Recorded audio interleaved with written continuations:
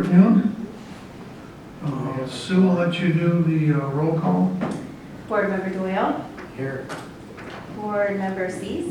Here. Board Member Wakeman. Here. Board Member Davis. Here. Board Members Reister, DeVore, Springer, and DeVoe are all absent, and Chair Reagan. Here. And we need a motion to approve the absences of those you just mentioned. So moved. Okay, Eric, is there a second? Support. Brian? All those in favor signify by saying aye. Aye. Anyone opposed? Next, we need a motion to approve the agenda. So moved. Brian, is there a second? Second. Eric? And all those in favor signify by saying aye. Aye. Anyone opposed? Okay, we have copies of the minutes from the previous meeting from September 9, and we'll entertain a motion to approve those.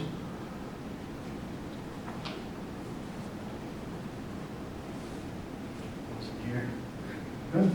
I move we approve. Okay, Eric, is there a second?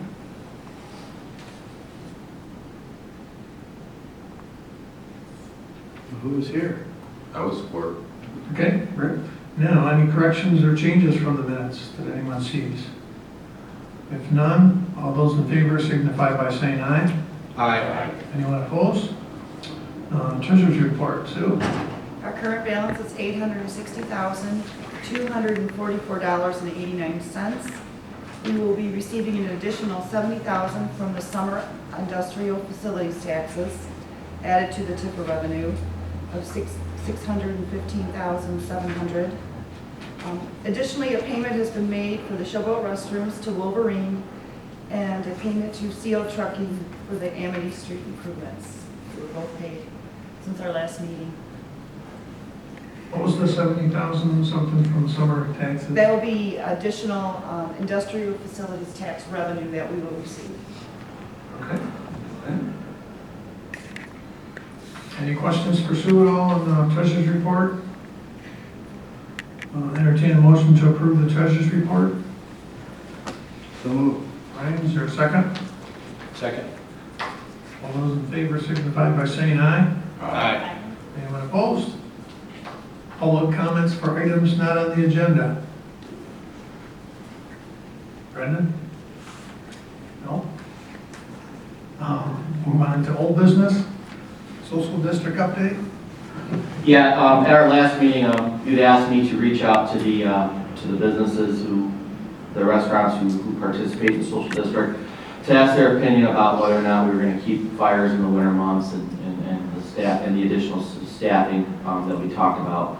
I talked to all of them. They were fine. Being that they're at 100% capacity, they don't see the need for fire pits. They're fine with it, like we talked about during certain events. I've already talked to Liz. We're already planning on having the fire pits out for all of the Christmas through Lowell events and the Save on the Showboat events. We're already planning that with the fire department to have that, and then we would have police staffing on those social district nights. And then back in the summer months, we would go back to just the Thursday concerts for the police. And when I talked to the business owners, they were fine with it. Their biggest thing was that they just don't want to get rid of the social district. And I said, no, we're not. There's really no intent to do that. It's worked out very well. And so that was the only concern that came back, because they just didn't want to lose the social district. So Okay. And I really appreciate getting, continued feedback on that, because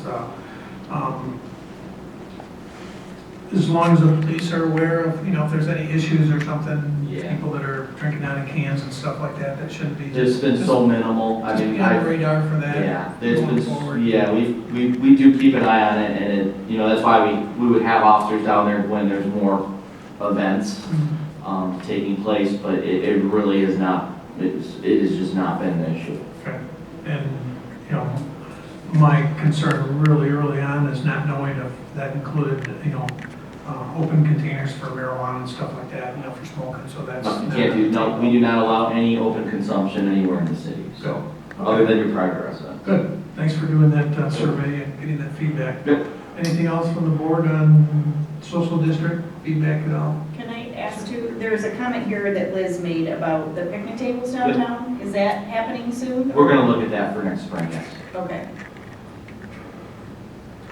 Okay, no action needs to be taken on that, so we'll move on to new business and Christmas marketing. Yep, the DDA received its annual request for Christmas and Lowell marketing funds from the Chamber of Commerce. DDA has provided sponsorship for a number of years on these events in the downtown. This year, the Chamber of Commerce is requesting $6,800 in sponsorship for the event. This is about $350 more than 2019. The information is attached. These funds are budgeted. I thought Liz was going to be here to talk about it, but she's not. I'm recommending the Downtown Development Authority provide sponsorship to the Lowell Area Chamber of Commerce at a cost not to exceed $6,800 for the Christmas and Lowell marketing sponsorships. It's pretty black and white. It is.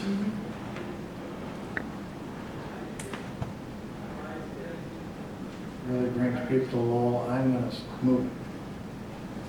There's a motion for the $6,800, is there a second? I'll second. Okay, and any further discussion?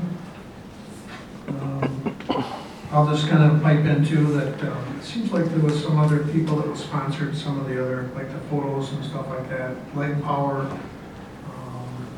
And they have a lot of volunteers, so really, continue to appreciate their input, volunteers that do help out for that too. Okay, there's a motion and a second. All those in favor signify by saying aye. Aye. Anyone opposed? Okay, reports and member comments? Just don't have a parade like last year. Oh, yeah, we're gonna ask, Liz. Oh, we're gonna have a parade, but it won't be like that. It'd be normal. Yeah, it'll be a normal parade. Virtual It parade. won't be like that. I do have a couple of items. The first one is I don't know if you don't know, on Monday, the city council met to review all of the proposals for the Line Shack building at 115 Riverside Drive.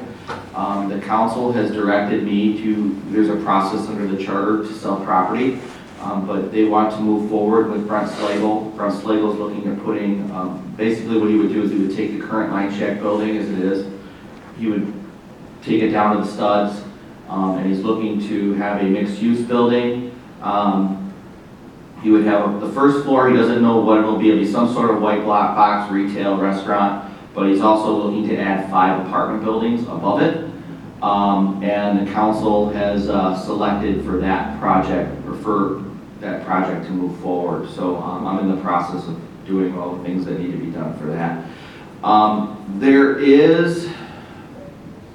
So I have talked to him briefly, a couple times in the last couple days.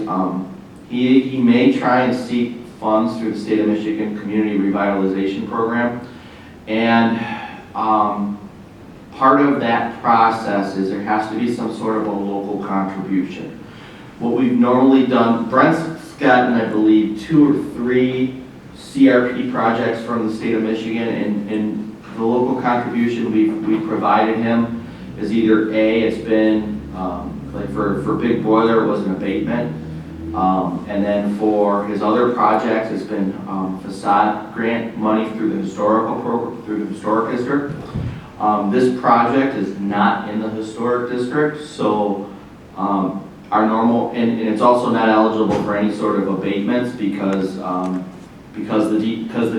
only abatement it would be eligible for, it would have to be approved by Kent County, and because Kent County, because we capture Kent County's funds for the downtown district, they do not grant any abatements for communities that we capture their revenue, so they just will not do that.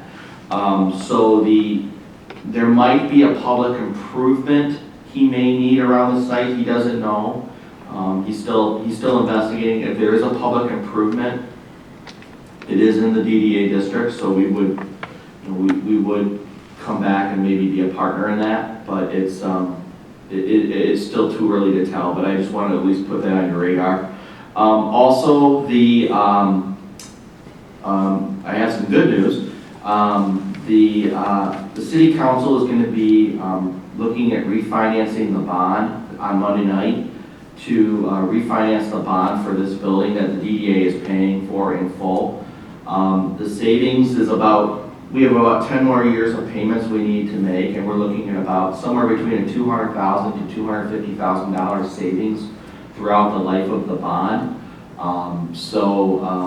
We're going to be starting that process with council, so it'll bring some savings to the DDA in making that payment on an annual basis. So that's all I have. What was the original time of the bond? So the bond started in 2003. It was a 30-year notice. So it was a 30-year bond, so it's eligible to expire in 2032. So I believe maybe 10 years ago we refinanced. I think it was like a 4% interest, and it got knocked down to a 3% interest, and we're looking now at knocking this down to about a 1.85% interest. So when I saw the financials, this is a no-brainer to do. So we're gonna be working on that. Do it soon. That's why it's going to council Monday night to start the 45-day process. I mean, literally, I talked to the financial advisor today about it. So that's what we have. Okay. Any other reports, member comments from the board? Okay, Dan? Thank you. You can keep talking, Brian, to be longer. It took me longer to walk down. Quick. Okay, next meeting will be, It'll be planned for the first, was it November? I don't know if we'll have anything yeah, for just the let us meeting. know if there's a change. Yeah, I don't know if there's any business for that. November 4th. Be November 4th. I don't know if we'll have business, but I'll let you know. Right, okay. We'll entertain a motion to adjourn. So moved. Rick, is there a second? Second. All those in favor signify by saying aye. Aye. Anyone opposed, can stay here.